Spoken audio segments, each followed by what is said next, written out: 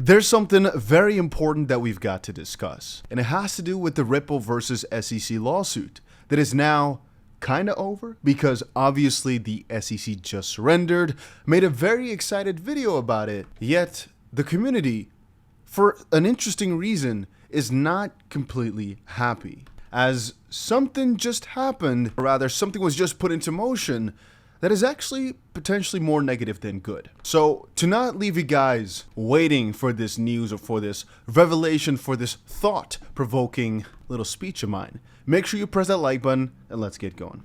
So the long story short is that even though the SEC just surrendered, it is pretty crucial we understand what they surrendered on. They basically came together with Ripple to state, hey, let's not battle this out any longer. Let's not get any of our guys on the stand, and let's leave everything the way that it is and end the lawsuit now. The crucial part comes into they just got their interlocutory appeal, which is an appeal for the judge's decision before the case is over, denied. Then they wanted to continue on with things, that's talk about settlement, etc., etc. But they're like, you know what? Skip all that. Why?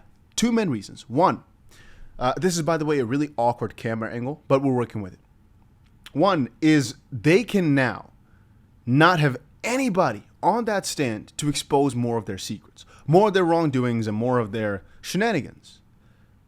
1.5 is that this would have most likely exposed either the 𝗕𝗓𝗓𝗋 type of corruption, would either have opened up Ripple's fair notice defense even more, or potentially go into those verticals of why exactly crypto is in a way vaguer position than the SEC makes it seem. So from Ripple's perspective, this would have been a really nice time to open up the SEC to some questions that they refuse to answer to the public. Obviously, the whole Coinbase case, a lot of questions in that case could have been answered in the Ripple case right now with them on the stand, but that's not happening now. And the SEC knew that, which is why a lot of lawyers were already saying the SEC will probably never make it go to trial because, well, why would they? Why not just give up quicker? Understand, the only thing they're losing here is not Brad Garlinghouse and Chris Larsen being held personally responsible. But that was a really harsh battle anyway. And at the end of the day, if you're not considering them to be fraudsters, what do you really have to gain except for some more money? And if you think about it, they right now have to go discuss the Ripple v. SEC lawsuit part 1's fine. That's what they're going to have to discuss right now, what exactly an appropriate fine would be. Yet, as I've stated before, you got to understand point 2, where I was going with earlier, is now they did this just after interlocutory appeal was denied. Why might that be? And that's what a lot of people over on Twitter are pointing out. That's most likely because right now they had nothing better to do except for trying to get whatever the judge decided previously to rebuke that, to appeal that, to go against that grain, because they won something already. They won 1 of 3. So they're like, you know what? Let's go for that 1 of 3 again, and let's try to get 2 out of 3 or 3 out of 3 to get more money and to get the legal precedent thrown out.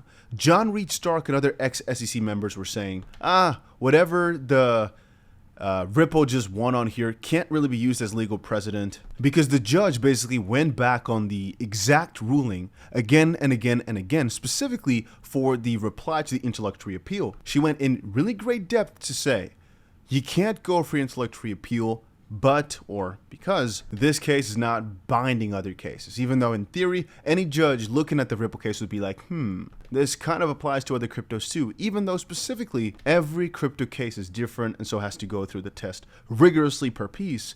I think it still makes them think about the case and the way the SEC handles things, because I think it became really apparent that for general market participants, everything is pretty vague.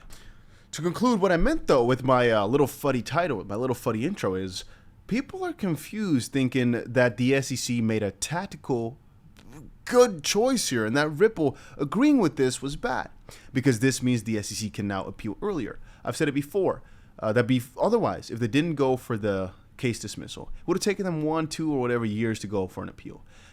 Right now, most likely, I'm going to have to update you guys within a couple days, weeks, months, I don't know, I'm not a lawyer, that they have appealed officially. It's probably going to take some time because it's probably going to be a big letter. But I'm assuming the first one is a request to file for an appeal, basically where it's not the appeal itself, obviously, right? It's just a request to finally appeal. The judge will probably, obviously, have to approve that. And then the SEC will try to get those decisions reversed because there's just no other way. the SEC is not an entity that lets these things slide. They will definitely try to appeal. They'll definitely try to go against the grain. And they'll definitely try to go again and again and again until there's nothing more to get, which I understand from their side too. If you're doing everything in a corrupt manner, I would also try to get whatever I could get because, well, why wouldn't you, right? What you got to lose? Well, no funds really because it's the state funding it. So lawyers are basically free. You've got unlimited amount of power. Why not just try win everything? And if you lose, just try again, right? Makes sense. Point being, that's coming up. And now we've basically accelerated that process by a year or two. On the contrary, and this is a very important thing to understand also, I think they'll lose that again. A lot of lawyers are saying, no, probably the SEC's got a point. I don't think so. The judge was so rigorous with her ideas as to why the SEC doesn't really make sense that I do not believe this will change, regardless of how many appeals are stacked here. It just doesn't really make a big difference. But that's basically the FUD that's going around the community today. I've been seeing so many people talk about this. Talking about the price, by the way, XRP today up about 7%, which is pretty good. I'd say could have been better. On opposite side, it's just something good again. You know, you want that excitement. It's not the bull market. As I've said before, whenever there's big announcements like this in a bear market, usually you don't pump too much. So to even see 7%, something like that is pretty exciting. And of course, it's about what comes after this. And obviously, we've got ourselves the appeal and the appeal victory to look forward to again, because I can't think that the SEC would let this slide. And before we move on, I want to talk about our partner of today's video called UDao, because you won't find a project like this every single day with this much potential. But what makes it special? Well, it's not just about the numbers. The skill gap in today's world is growing, and UDao is here to bridge it. According to the WEF, around 1 billion people worldwide need reskilling, and about 87% of the companies globally are struggling with skill deficiencies within their workforce. So UDao's CEO had a vision. He believed in the future of Web3, where Web3 apps are not just the future, but they're happening right now. And UDao is a part of that. It's sustainable Web 3.0, I guess, skills economy, AI-driven platform that focuses on market-relevant skills and assessments. Plus, it already operates under Swiss regulations, ensuring transparency and legitimacy. So what makes UDao so special? Well, they've already passed $100,000 in first pre-sale stage. And within a mere 10 days, the UDao community came together, propelling the platform to soar beyond the impressive milestone of 100K, in total already over $2 million raised. And so what did they aim to do? Well, they try to promote lifelong learning, regardless of formal qualifications. They're trying to bridge the skills supply and demand gap in a dynamic job market, and they're addressing the urgent need for a skills economy platform. At the same time, Smart Solutions, a global AI-driven platform that empowers users to acquire new skills and connects them with job opportunities. AI-driven skill matching and assessments for learners, prioritizing practical skills and real-world knowledge, and staying attuned to the global market needs and trends. And they also aim to have a profound impact. They want to have tailored courses to cater to the needs of hiring organizations, addressing skill gaps and upskilling inequality, and an innovative business model where every user contributes to success. So if you're excited about the future of skills, knowledge, and collaboration, then this is a project you should definitely check out. And don't forget to mark on your calendar that this second stage ends in about 2 days from now. And if you want to buy in, you can do so with crypto and with credit card. Of course, do your own due diligence. I'll leave some links for you to check out down below. And I'm going to say thank you to UDao for partnering up with us on this video. And let's move on with the content. Yeah, and on that note, it's pretty important. You can see here, Rand was putting some FUD out about the SEC backing out of the Ripple case not being a necessary good thing. Myself, I personally think it is. 𝗬𝗟 said the SEC filed a document to help the judge, blatantly stating that they will not seek to appeal the decision that XRP is not a security. So from that perspective, our day, our year, or whatever cannot be ruined. If you think that the SEC being able to appeal sooner is harmful, you're solely mistaken, because at the end of the day, it makes not that big a difference, as the status of XRP won't change. He says it makes not a difference. Additionally, even if the SEC appeals other parts of the case, and even if they're successful, that ruling would only apply to transaction that Ripple was part of, not transactions on secondary markets we already won.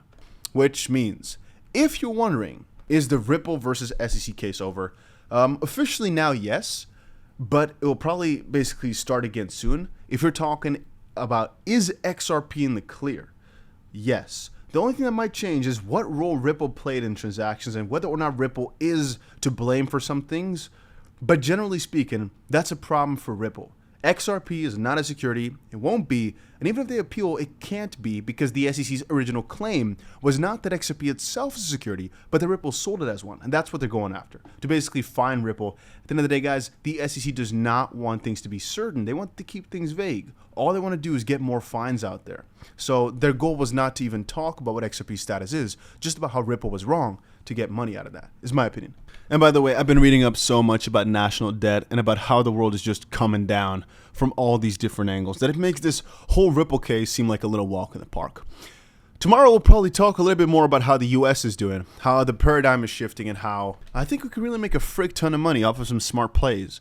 I think there's some interesting thoughts that I can share with you guys, but we'll talk about that a little bit later. Because guys, honestly, it's that crazy. It's worthy of too much mentions, too many mentions, too much praise. The way the SEC is messing themselves up, but to an extent of that, obviously, is how the US is messing themselves up, which is obviously the sentence that I meant. And again, usually October, by the way, ends pretty bullish. Perhaps XRP is showing some signs of, pumping up those markets for the rest. And so, yeah, if you want more updates on the Ripple versus SEC lawsuit, whatever's going to happen after this, make sure you go ahead and put that notification bell on. Once more, thank you, UDao, for sponsoring this video. And of course, like always, guys, do your own due diligence. Never invest in something that you don't fully understand, and understand the risks. You should.